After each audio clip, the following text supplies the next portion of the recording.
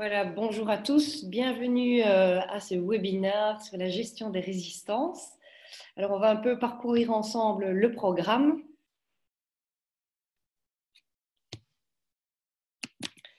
Attendez, là, voilà, on y est. Alors, moi, je m'appelle Valérie Spé, donc je fais partie de Nexum et voilà, je suis un peu spécialisée dans tout ce qui est gestion du changement, accompagnement du changement et gestion des résistances. Et puis, Antoine qui est à mes côtés est le spécialiste IT chez Nexum et il interviendra si nécessaire. Alors, qu'allons-nous faire aujourd'hui? On va d'abord voir mais quel est l'intérêt d'avoir un séminaire sur la gestion des résistances. Qu'est-ce qu'on vous propose? Quels sont nos engagements par rapport à ça? On va voir ensemble le déroulé de l'atelier, qui est donc un atelier qui se déroule sur une journée. Et puis, vous aurez l'occasion de poser vos questions. Alors, pourquoi faire un atelier sur la gestion des résistances? Ceux qui ont déjà suivi la certification reconnaîtront ce slide.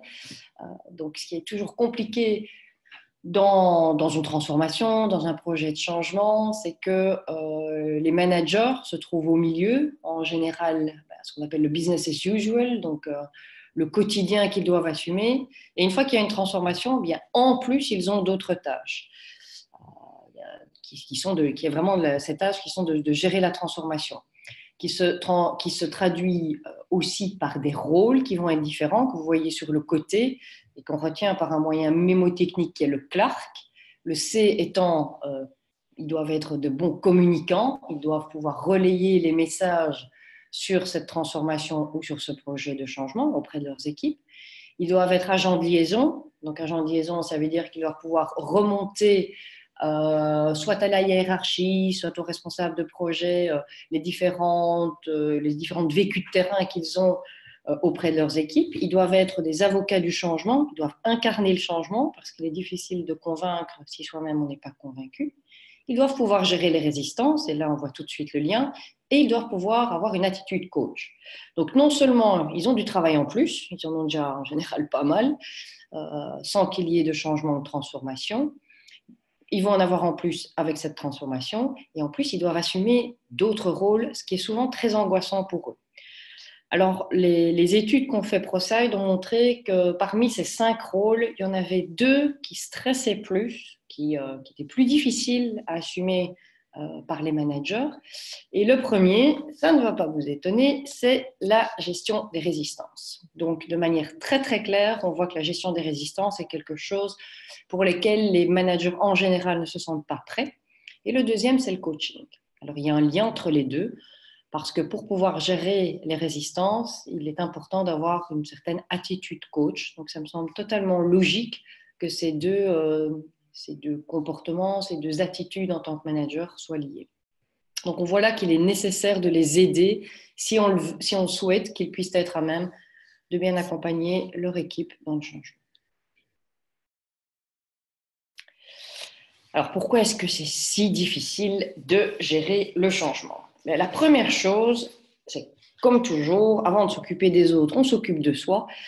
Et le manager est d'abord un individu avant d'être un manager, et il passe lui-même dans cette difficulté d'accepter le changement. Donc, il est lui-même en résistance.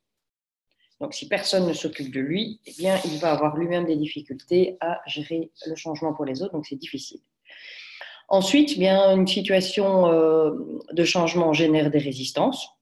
On dit que les seuls qui aiment le changement, ce sont les bébés mouillés, donc la résistance est complètement naturelle.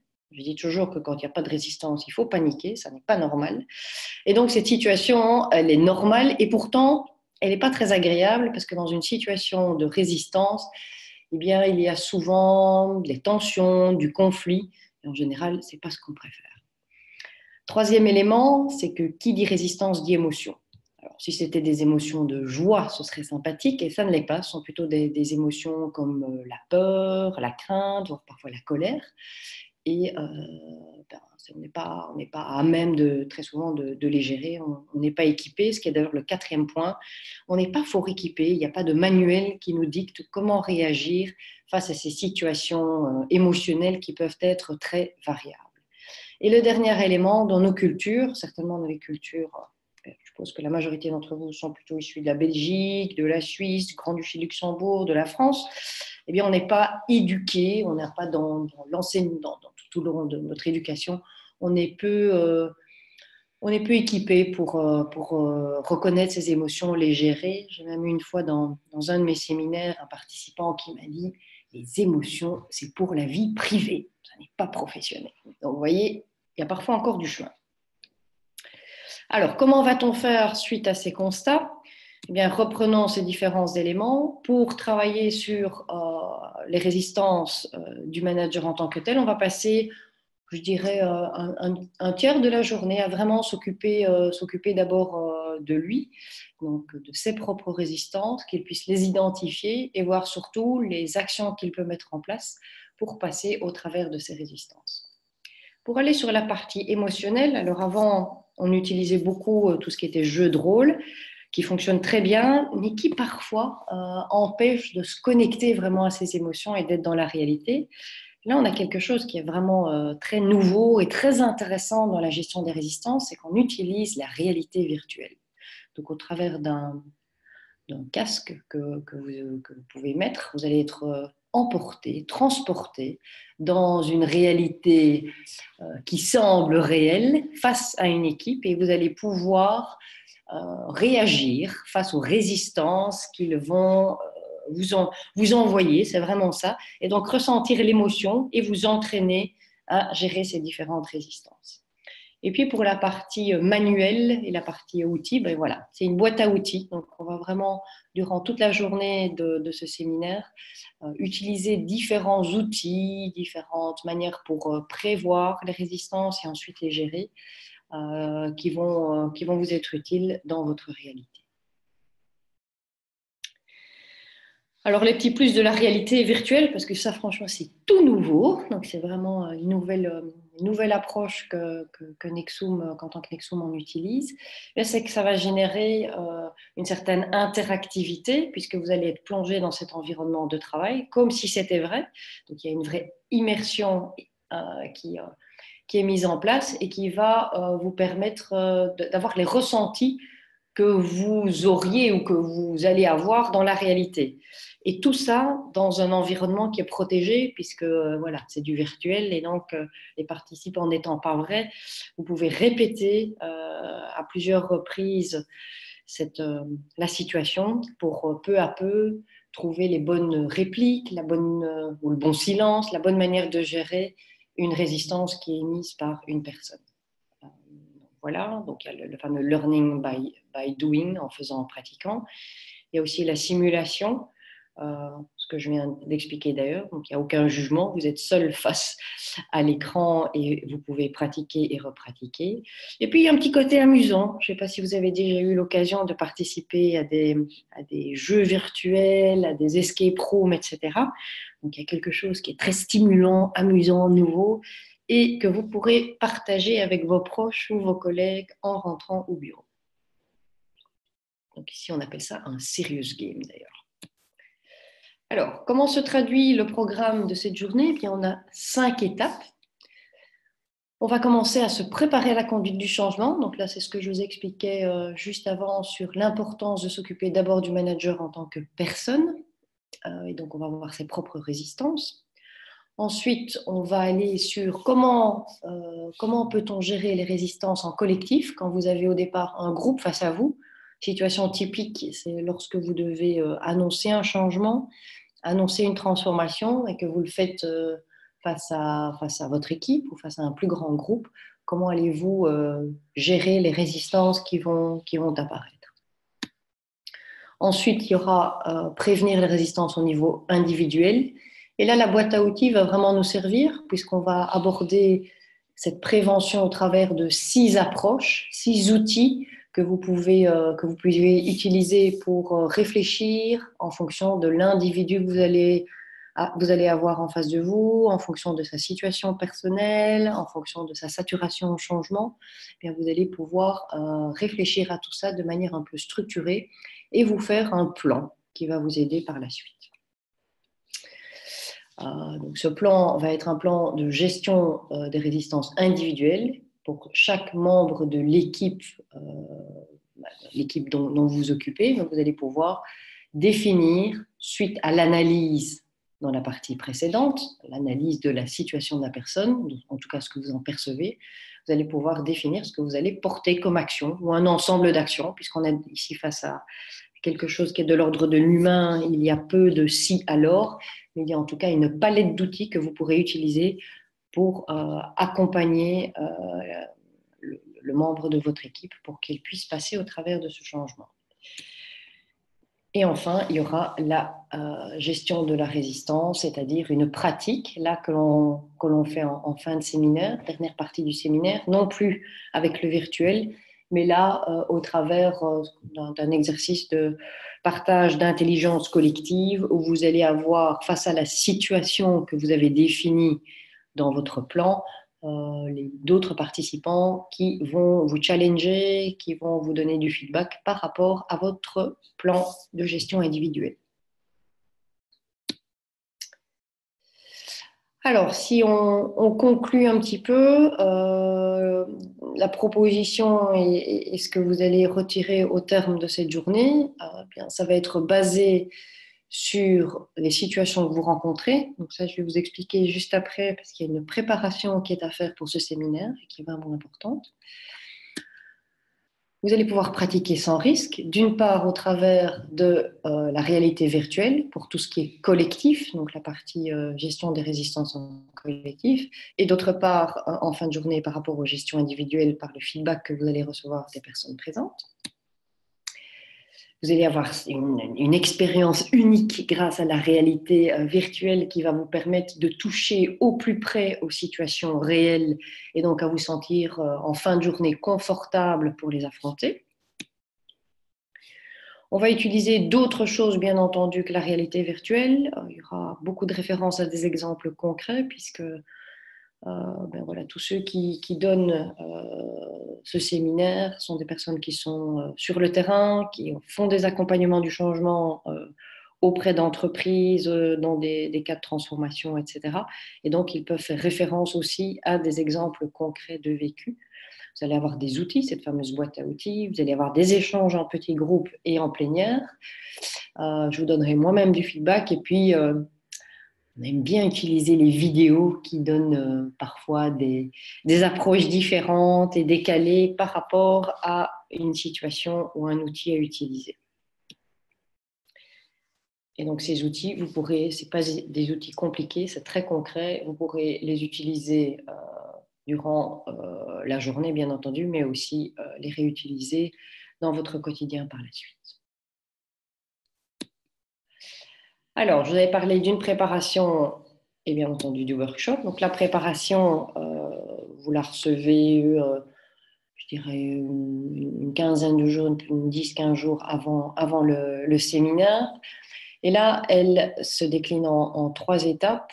Donc on va vous demander de réfléchir, d'identifier bien entendu le projet qui va vous accompagner durant toute la journée de séminaire. On va vous demander de réfléchir à votre positionnement par rapport à ce changement, comment est-ce que vous le percevez, quelles sont vos propres résistances que vous pouvez déjà identifier. Et puis, on va vous demander d'identifier 3 à 5 personnes que vous accompagnez ou qui sont dans votre équipe pour pouvoir identifier déjà quelle pourrait être leur résistance. Donc, il y a une préparation qui est à faire et qui est vraiment importante. Par rapport pour bien préparer le séminaire et en profiter. Et alors le workshop, bien voilà, tout au long des 5 étapes qu'on vient de voir ensemble, on va utiliser votre cas que vous avez préparé pour appliquer la boîte à outils, pour pouvoir répéter dans le cadre de la réalité virtuelle, dans les résistances potentielles en collectif, et pour pouvoir faire votre plan d'action de résistance individuelle en prenant donc des personnes réelles face à un cas réel, que vous pourrez donc, dès le lendemain, mettre en pratique. Alors concrètement, vous voyez afficher les différentes dates de séminaire, donc 22 mars, 21 juin, 20 septembre, 13 décembre. Certaines sont en France, certaines sont en Belgique, certaines sont en français, certaines sont en anglais. Donc, l'information précise, vous la retrouverez sur le site nexum.eu. En termes de participants, en général, on est entre 9 et 15 participants, puisque par rapport à la réalité virtuelle, on travaille par 3. Donc, on a 5 postes de réalité virtuelle et vous avez les 3 rôles. Un rôle où vous allez avoir le casque et répéter. Un rôle où vous allez accompagner la personne qui est à côté et qui a le casque. Et un rôle où vous allez être purement observateur pour pouvoir donner du feedback sur le non-verbal, parce qu'à ce stade, la réalité virtuelle ne permet pas de capter le non-verbal de la personne. Et donc, vous allez passer au travers de ces 3 rôles durant cette partie du séminaire. Le prix, c'est donc 795 €. Et pour vous inscrire, vous allez sur le site de Nexum. Merci beaucoup Valérie. Et merci à toutes et à tous d'avoir suivi ce webinaire. Si vous avez des questions, n'hésitez pas à les poser via l'onglet questions et réponses ou bien via l'onglet converser dans votre fenêtre de ce webinaire. Déjà une première question, une personne qui me dit j'ai suivi la certification. Quels sont les avantages du programme? Quelles sont les choses en plus par rapport à la gestion des résistances qu'on voit lors de ce programme par rapport à la certification? Ok. Alors, dans la certification, si vous vous rappelez, vous aviez un ensemble de techniques, il y avait 10 manières d'aborder ça. Et c'est vu assez rapidement parce qu'il n'y a pas de focus dans la certification par rapport aux résistances, et le feedback qu'on reçoit de l'ensemble des personnes qui sont certifiées, c'est que ce n'est pas assez, puisqu'on a vu que gérer les résistances, ce n'était pas si facile. Donc ici, on passe toute la journée rien que là-dessus. On voit les résistances en collectif qui ne sont pas abordées lors de la certification, et qui est en général la première situation que l'on rencontre, c'est en collectif. On aura la réalité virtuelle qui vous permet de pratiquer, et puis on fait vraiment un plan par rapport à une situation concrète qui va être utile dès le lendemain, avec des outils qui sont très concrets. Donc, en gros, par rapport à la certification, je pense que c'est beaucoup plus large et ça permet d'avoir des outils que l'on peut utiliser dès le lendemain. Ok, merci. Une autre question concernant le travail préparatoire. Concrètement, comment ça se passe? Combien de temps ça prend? Est-ce que c'est obligatoire? Et quelle est la valeur ajoutée du travail préparatoire? Oui. Le travail préparatoire, comme je vous l'ai dit, vous le recevez 10 à 15 jours avant le séminaire. Ça va vous prendre, je dirais, 45 minutes à 1 heure maximum. Ça dépend de la manière dont vous le réalisez. Et franchement, je pense que c'est un élément important qui permet de profiter du séminaire et qui vous permet aussi de recevoir un feedback. Parce que moi, je reprends tout ce que vous m'avez envoyé, je lis et je mets des commentaires qui sont plutôt des suggestions ou des questions. Et durant la journée du séminaire, on passe une dizaine de minutes ensemble avec chacun d'entre vous individuellement pour reparcourir votre préparation, et peut-être que vous puissiez poser d'autres questions plus spécifiques. Et pour ma part, moi, je vous donne un feedback par rapport à votre préparation et des éléments qui m'ont semblé peut-être à détailler, à développer ou pas suffisamment clairs, ce qui nous permet d'avancer ensemble. Merci. Encore une question ici. Y a-t-il des prérequis pour participer à cette session, ou cette session est-elle ouverte à tous, et peut-être précisément à qui s'adresse, quel est le public cible de ce workshop? Alors, il n'y a pas de prérequis, mis à part qu'il faut, il faut être, il y en a quand même un peu, oui, avoir un projet de changement, puisque la préparation et durant tout le séminaire, toute la journée du séminaire, on parle de votre cas précis, donc c'est important d'avoir une situation précise et d'avoir soit une équipe qui fatalement est impactée par ce changement, ou de devoir accompagner des personnes d'une manière ou d'une autre, que ce soit en tant que change manager, en tant que RH, de devoir accompagner des personnes ou d'avoir un rôle important pour les aider à être plus, en faisant plus partie du projet, à être moins résistant face à un projet de changement, etc. Donc ça c'est important d'avoir un cas concret et d'avoir des personnes que vous devez accompagner. sais pas si j'ai répondu à toutes les questions. Là. Parfait. Il n'y a plus de questions pour l'instant. Si vous avez encore la moindre question, évidemment, n'hésitez pas à nous contacter via le site Nexum. Vous avez un formulaire pour nous contacter. Et sinon, je vous souhaite à toutes et à tous une excellente semaine. Merci beaucoup. Au revoir. Au revoir.